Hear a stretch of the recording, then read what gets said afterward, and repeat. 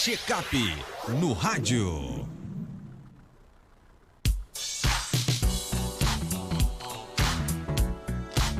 Check-up no rádio, hoje com o médico otorrino Dr. Marcos Galvão, da Clínica São José. Dr. Marcos, seja bem-vindo aqui ao nosso panorama numa quinta-feira chuvosa, né, rapaz? Bom dia, Dr. Marcos. Bom dia, Marcos. Bom dia, ouvintes. Rapaz, realmente, clima muito bom, né?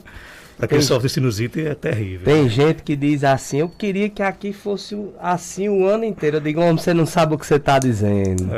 Porque umidade, clima chuvoso e tudo, é o caldo perfeito para as doenças respiratórias, né? Então é bom a gente ter um clima com chuva, uma parte do ano com chuva e outra parte com clima mais seco, para dar uma estabilizada. É por isso que o povo lá de fora quer vir morar no Brasil depois que se aposenta, né? E como o nosso tema de hoje ali, já tem até pergunta aqui, já nós vamos contemplar aqui os nossos ouvintes, mas eu brinco muito que a gente participa de um grupo de ciclistas, né? E João Barros, Roberto Diniz, Gregório Neto fica tirando onda comigo quando eu digo que eu não vou pedalar hoje não, porque o bafo está quente. Diz que a minha imunidade é baixa. Mas realmente bafo de chuva, bafo de temperatura forte prejudica as pessoas? Rapaz, você tocou em dois pontos que era até bom a gente falar, né? A questão do mormaço, como a gente chama aqui, né? Eu já vi um poesia uma vez que diz que nordestino chama de mormaço. Então, o nosso mormaço, ele pode realmente desencadear sintomas respiratórios em algumas pessoas, principalmente aquelas pessoas que têm doença respiratória crônica como rinite e asma, por exemplo. Então essa variação de temperatura pode inflamar a via respiratória e desencadear os sintomas. Veja bem que não é uma doença infecciosa, não são sintomas infecciosos. Ele pode até abrir a porta para 2, 3 dias depois chegar uma gripe, um resfriado, se você tiver contato com outra pessoa doente. Mas é uma inflamação da via respiratória desencadeada exatamente pela variação brusca de temperatura e do clima. Então o Marcos está certo. Se ele tiver contato com isso, ele pode realmente desenvolver sintomas e isso pode evoluir, se ele tiver contato com alguém naqueles dias, para uma gripe, um resfriado, se tiver contato com o vírus, né? E qual foi o outro ponto mesmo que você falou? Bafo de chuva. Sim, não, da questão da imunidade. Sim, da imunidade. Muita gente fica imaginando que adoece porque a imunidade está baixa, né? Diz, eu estou com a imunidade muito baixa, eu adoeci demais. E na verdade isso não é uma coisa comum de a gente ver. Pessoas que têm deficiência imunológica, elas têm infecções de repetição, mas geralmente são infecções graves, que necessitam de internamento hospitalar e tudo mais. O maior exemplo que a gente tem para dar de uma pessoa com imunidade baixa, no caso adquirida, é aquele paciente que é HIV positivo. Não os de hoje, porque os de hoje conseguem conviver com a doença, com o uso da medicação, muito bem. Mas aqueles já da década de 80, que a gente via na televisão, tem vários exemplos de artistas, né, que faleceram em decorrência do HIV. Então, aquele paciente ali é o perfil do paciente que tem realmente a imunidade comprometida. Os pacientes com diabetes mal controlada, que também comprometem a imunidade. Então, é muito comum a gente chegar no consultório e um paciente dizer assim, passe um remédio para mim para melhorar a minha imunidade. Esse remédio não existe. Quem lhe vender essa ideia, muito provavelmente ou está usando de má fé ou está na inocência de querer lhe ajudar. O que é que melhora a imunidade? É atividade física, ciclismo, né? Como o Marcos já está trabalhando a dele, e uma alimentação saudável, ou seja, hábitos de vida saudáveis, atividade física, alimentação correta, consumo consciente de bebida alcoólica, porque o excesso de álcool, o alcoolismo pode gerar uma queda de imunidade, né? Não fumar, certo? Porque são hábitos ruins para o nosso organismo e que com certeza podem, no longo de algum tempo, provocar uma queda da imunidade. Mas remédio para isso não existe. O que às vezes a gente faz no consultório, quando o paciente toca nesse ponto, é fazer uma suplementação alimentar com vitaminas, micronutrientes, mas deixando claro que isso não serve para melhorar a imunidade, certo? Serve para melhorar alguma condição que naquele momento o paciente por algum motivo não esteja se alimentando bem, por exemplo, e dar uma melhorada nessa questão. Achei ótimo sua resposta, porque eu sofro bullying todos os dias no grupo Amigos do Pedal. Então, a partir de hoje, doutor Marcos Galvão fica quem diz. Rapaz, aumenta a responsabilidade. Minha avó já dizia que o sereno de chuva podia fazer a gente adoecer. Eu vou lutar contra uma informação dessa? Nosso ouvinte pergunta, queria saber por que meu nariz entope com frequência. Eu uso Nelsoro com frequência para descongestionar, mas piora, mas entope com frequência. E aí? Olha, a principal causa de obstrução nasal, na verdade é assim, eu gosto de dizer aos meus pacientes em consultório, que quando o nariz da gente está obstruído, ele pode estar obstruído por 2 motivos. Ou por ele estar inflamado, ou por um problema na estrutura dele.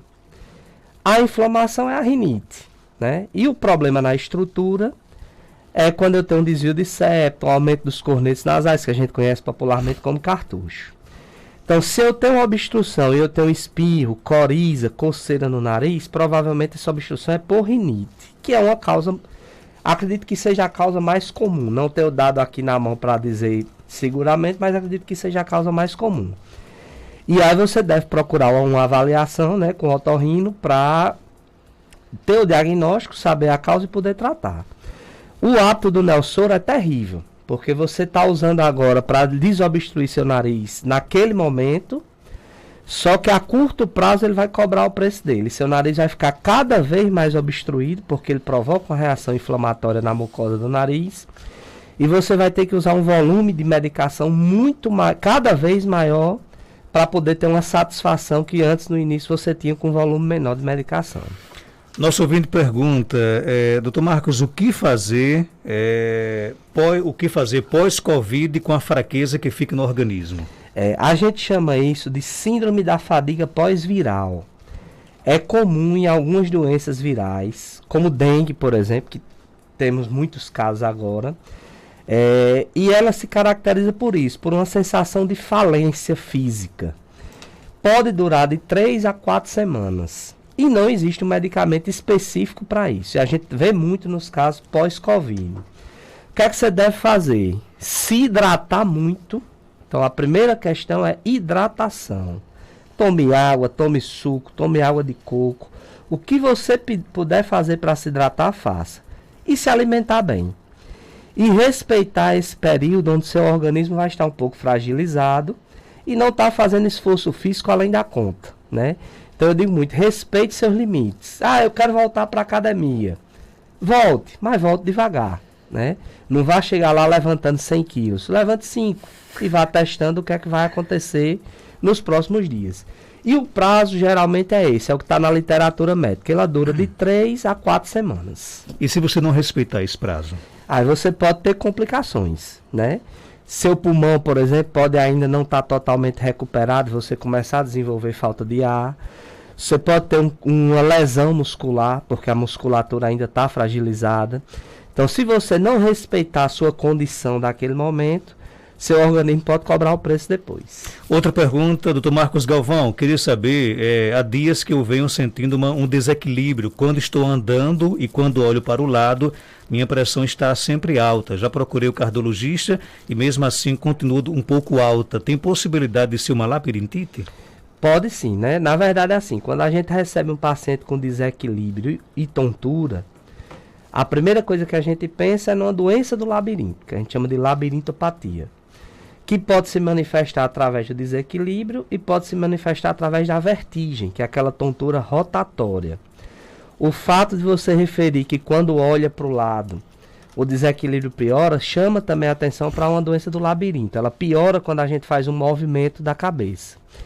E com relação à sua pressão, vale a pena você voltar ao cardiologista, né?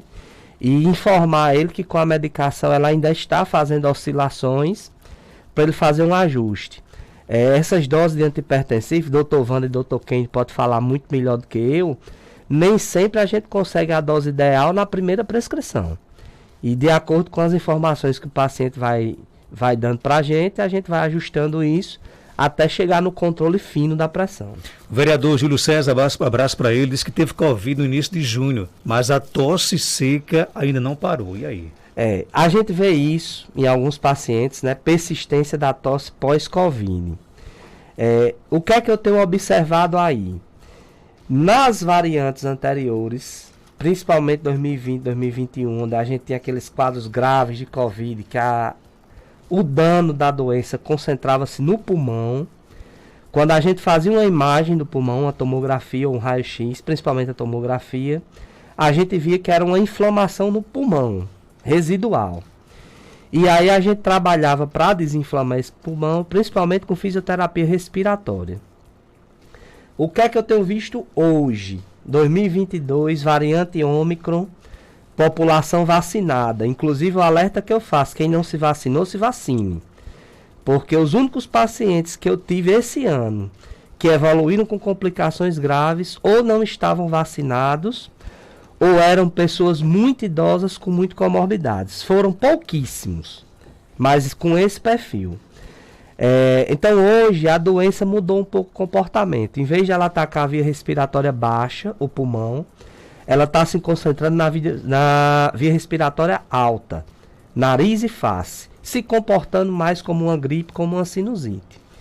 E aí quando fica essa tosse persistente, a gente desconfia de evolução para sinusite ou de irritação dos brônquios. Quando a gente faz a imagem, ele descreve lá no laudo espessamento brônquico. E aí existe a medicação para fazer isso, e a fisioterapia respiratória sempre ajuda muito.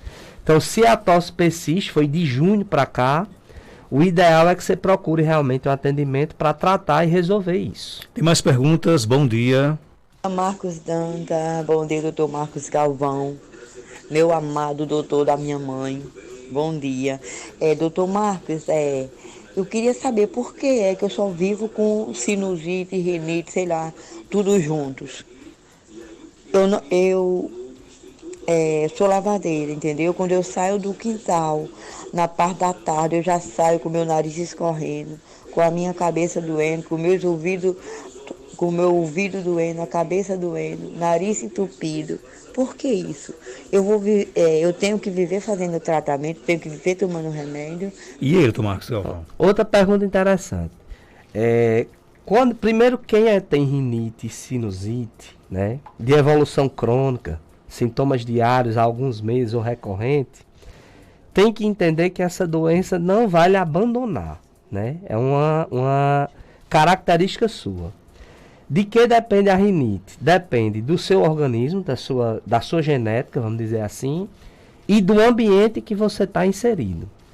Então, se eu tenho um paciente que trabalha no escritório, que vive limpo, tudo tranquilo, não tem exposição a variações de temperatura, esse paciente vai ter menos sintomas. Ele vai tratar e vai passar um longo tempo sem crises. Mas se eu tenho aquela pessoa que é exposta a variações de temperatura, como no caso da senhora, que está trabalhando à tarde, exposta ao sol, naquele contato com vapor de água e tudo, se tem contato com poeira, se tem contato com fumaça, esse paciente a gente vai ter mais trabalho para resolver os sintomas dele.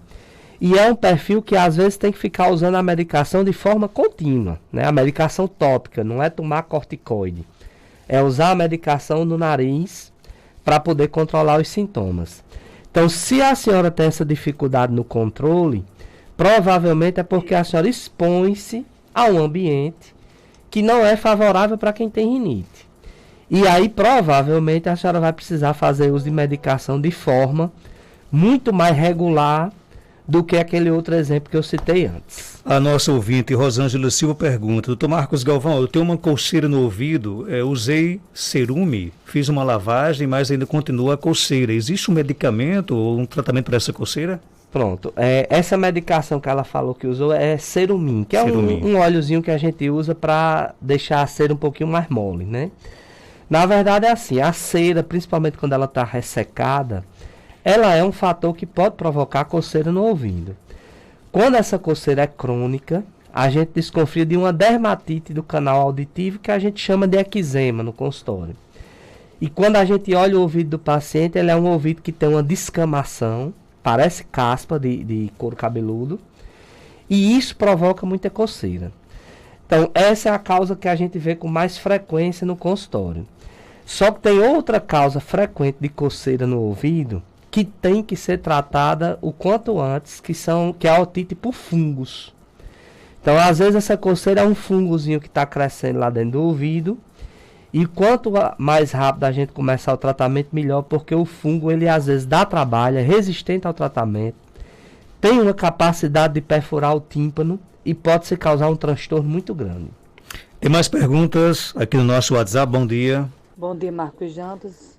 Bom dia, doutor Marcos Gão. Gostaria de saber qual o problema que está aí na foto desse meu bebê de 3 anos, o que pode ser no nariz dele.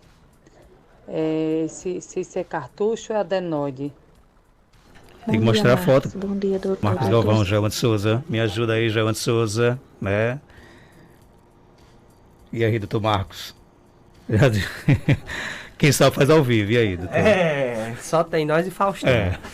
Ei, não, na verdade é assim, essa foto que a senhora enviou que eu olhei, o que a senhora está observando aí são os cornetos, é o cartucho do nariz do seu filho.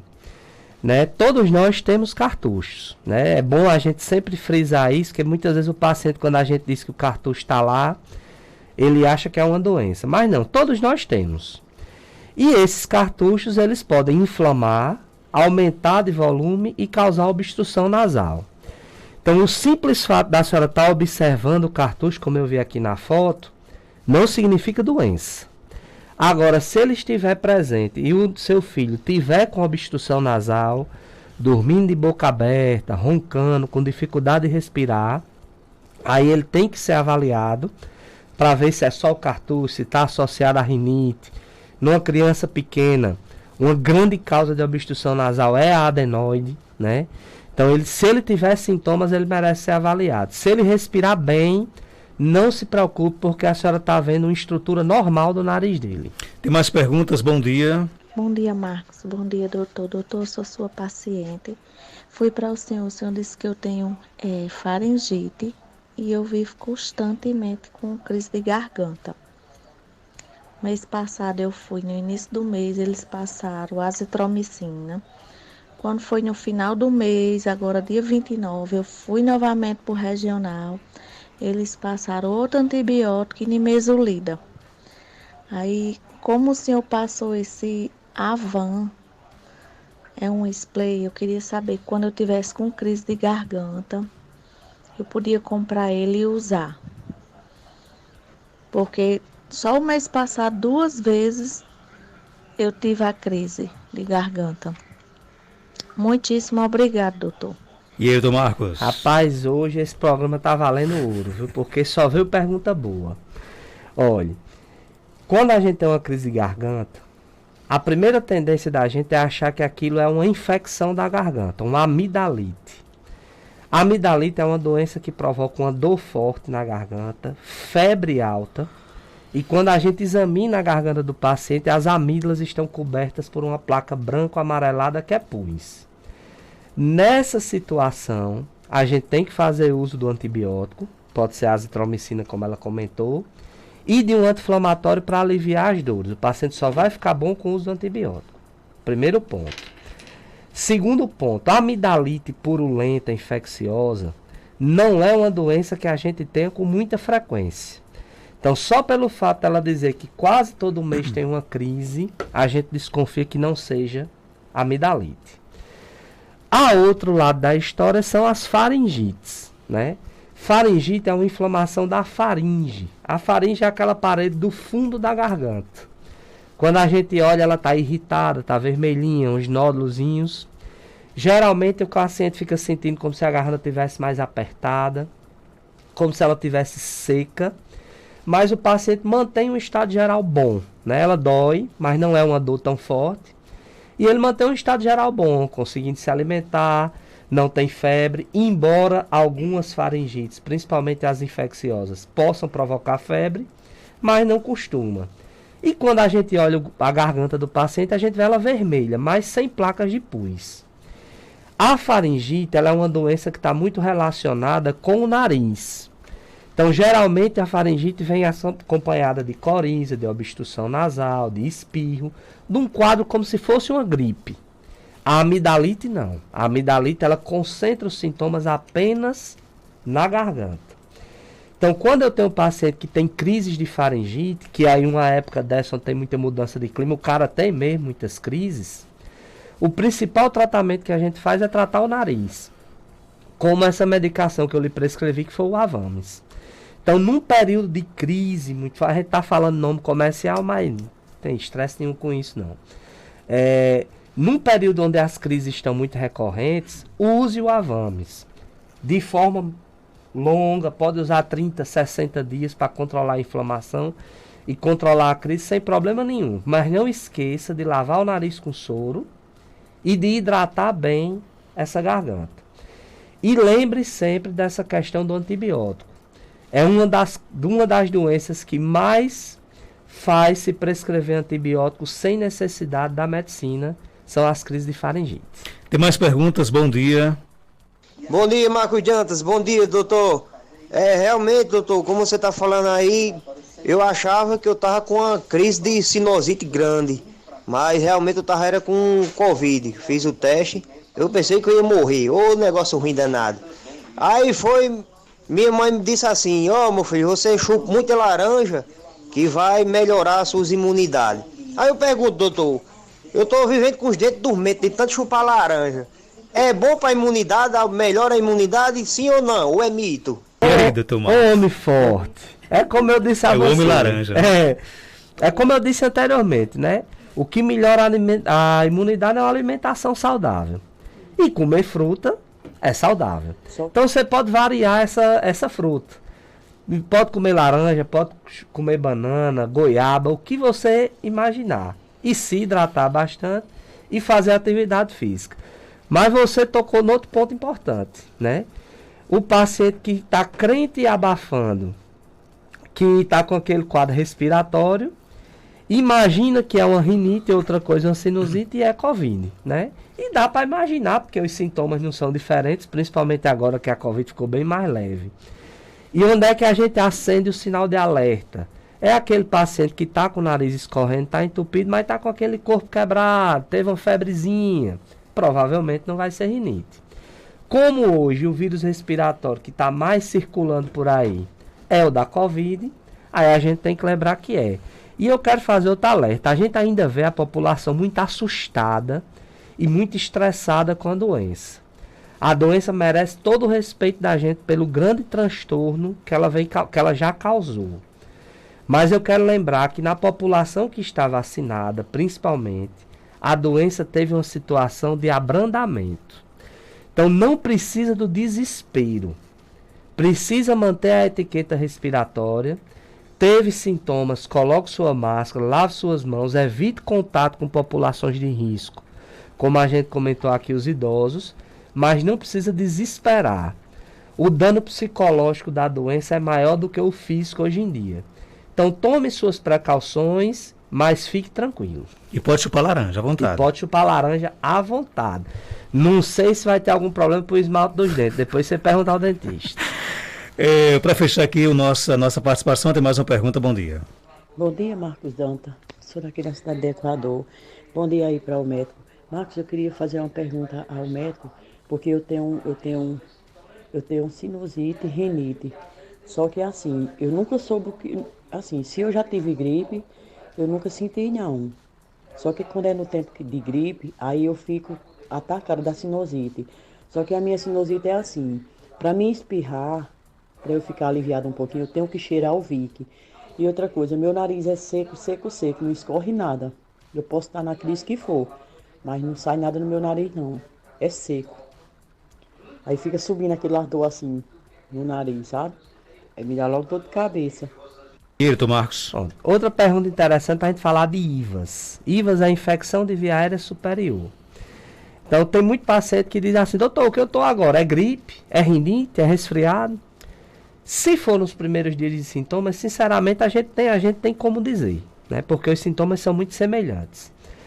Qual a diferença de uma gripe para um resfriado comum?